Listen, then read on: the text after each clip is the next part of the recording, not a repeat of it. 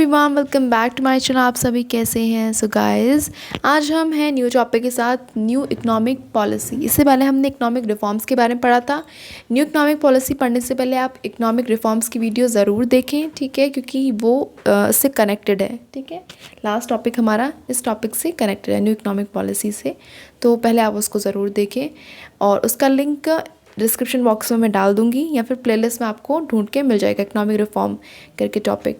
तो चैनल पे न्यू है तो फटाफट से करें सब्सक्राइब, और वीडियो पसंद आए तो लाइक ज़रूर करें। और क्या करना है आपको, एक काम और कर देना, अपने वैल्यूएबल कमेंट्स कमेंट बॉक्स में ज़रूर डाल देना, या फिर कोई टॉपिक अगर आप चाहते हैं कि मैं उसके ऊपर वीडियो बनाऊँ तो आप वो भी डाल सकते हैं। ठीक है, तो वीडियो को एंड तक ज़रूर देखें। ओके, सबसे पहली बात तो कि जितने भी टॉपिक हैं उनको मैंने सब कुछ अब इस तरह से बना रखा है कि पॉइंट टू पॉइंट आपको समझ में आए। चाहे तो आप इसको अपने नोट्स में इंक्लूड कर सकते हैं, स्क्रीनशॉट ले सकते हैं, और स्टार्टिंग में आपको सब कुछ मैं बता देती हूँ क्या क्या करना है। और आपको इस वीडियो का अगर वीडियो क्लियरली दिखाई ना दे तो रिजोल्यूशन अपने इंक्रीज़ कर लीजिए, हाई क्वालिटी पे आप इसको डाल दीजिए। ठीक है, तो स्टार्ट करते हैं टॉपिक फटाफट से। न्यू इकोनॉमिक पॉलिसीज़ बेस्ड है एलपीजी के ऊपर, liberalisation, privatisation and globalisation model के ऊपर। दिस मॉडल टू रिफ़र, ये मॉडल रिफ़र करता है टू इकोनॉमिक लिबरलाइजेशन और relaxation in the import tariff, deregulation of market और opening the market for private and foreign players.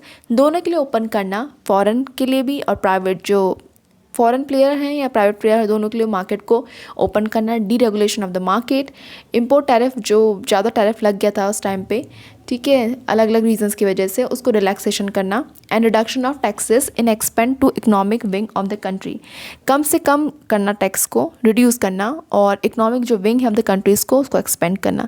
Reform taken under this become part of structural reform, इसके अंदर जो reforms हम take part लिए थे उसको कहते हैं स्ट्रक्चरल रिफॉर्म्स। ठीक है, क्या क्या स्टेप्स लिए गए लिबरलाइजेशन के अंदर हम उसको देखेंगे, उसका ग्लोबलाइजेशन, प्राइवेटाइजेशन, ठीक है, तीनों के ऊपर हम देखेंगे। पहला जो स्टेप लिया गया लिबरलाइजेशन के अंदर, पहला डीरेगुलेट किया गया और डी लाइसेंस किया द इंडस्ट्रियल सेक्टर्स को। ठीक है, industrial licensing was abolished for almost all the product, but product जैसे कि कैटेगरी थे alcohol, cigarette, hazardous chemical industries, explosive, electronics, aerospace and drugs and pharmaceuticals पर रेगुलेटेड, इनको रेगुलेट किया गया। ठीक है, industries being reserve for the general public sector, general public sector जो है उनके लिए रिजर्व किया गया, डिफेंस इक्विपमेंट्स के लिए, nuclear energy, general and railway transport के लिए। थर्ड है government goods produce by small scale industries have now been deserve, ठीक है, उनको डिजर्व कर दिया।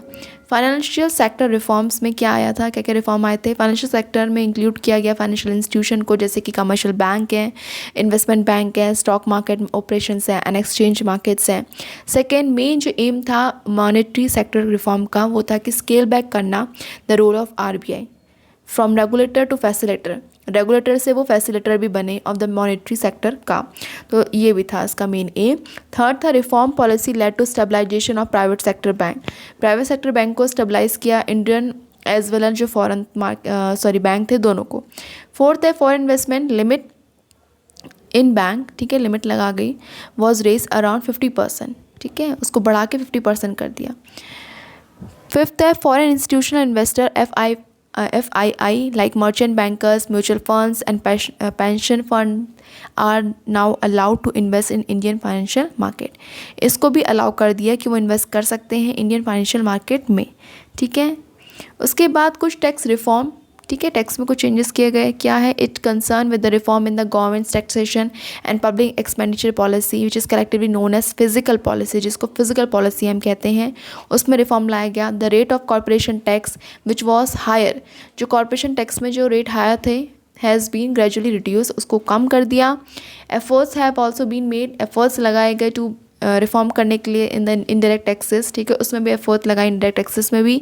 Third, in order to encourage करने के लिए better compliance on the part of taxpayer, many producer have been simplified, बहुत सारे प्रोड्यूसर को सिंप्लीफाइड किया गया, टैक्स जो रेट हैं, जो टैक्स पे करते हैं उनको सिंप्लीफाई, जो प्रोसेस उसको सिंप्लीफाई कर दिया। And the rate also substantially lower, ठीक है, और जो रेट हैं टैक्स के उसको भी कम किया।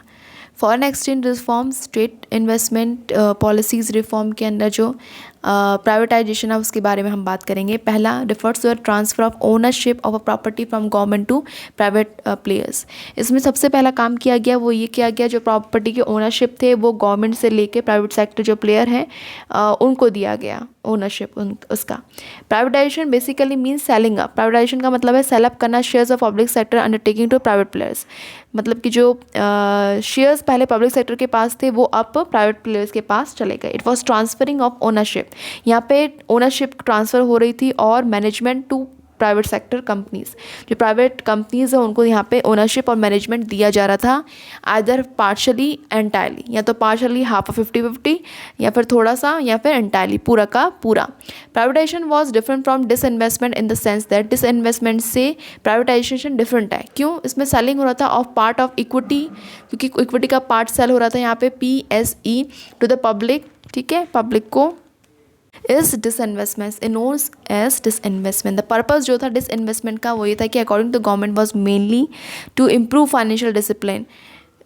वो चाहती थी कि फाइनेंशियल डिसिप्लिन जो इम्प्रूव हो एंड फैसिलेट मॉडर्नाइजेशन, और मॉडर्नाइजेशन को भी फैसिलेट करना चाहती थी। Four privatisation resulted in opening of the private public sector to industries that there were previously reserve for the government sector. Privatisation का मतलब यही था कि अब पब्लिक सेक्टर के लिए भी ओपनिंग, जो खाली पब्लिक सेक्टर के लिए जो ओपनिंग होती थी इंडस्ट्रीज़ जो कि रिजर्व किया गया था बाय द गवर्नमेंट सेक्टर, वो प्राइवेट्स के लिए भी ओपन होने लग गई। ठीक है, ग्लोबलाइजेशन लास्ट। फर्स्ट ग्लोबलाइजेशन का मतलब होता है कि integrated in the economy of the country with the world economy. मतलब कि जो हमारी पर्टिकुलर इकोनॉमी है वो इंटीग्रेट हो वर्ल्ड इकोनॉमी के साथ। Outstanding was the one of the important outcome of the globalisation process. Under outsourcing was a one of the important outcome था ऑफ द ग्लोबलाइजेशन प्रोसेस का। अंडर आउटसोर्सिंग कंपनी हायर करती है regular service for external sources. ठीक है, इसमें क्या होगा, regular company hire करेगी रेगुलर सर्विस एक्सटर्नल सोर्सेज के लिए mostly of the other countries which was previously provided internally और फ्रॉम विद इन कंट्रीज। ठीक है, तो ये सब था ग्लोबलाइजेशन के बारे में, शॉर्ट और सिंपल। सो गाइज़, होप आपको ये पसंद आया होगा वीडियो। पसंद आया तो लाइक कीजिए और चैनल को सब्सक्राइब कर लीजिए as I told you earlier. ठीक है, आप मिलते हैं अपने नेक्स्ट वीडियो में। इससे पहले आप पहले का वीडियो देख लीजिए इकोनॉमिक रिफॉर्म्स वाला, एंड अपने वैल्यूबल कमेंट्स कमेंट बॉक्स में ज़रूर दें। Thank you so much.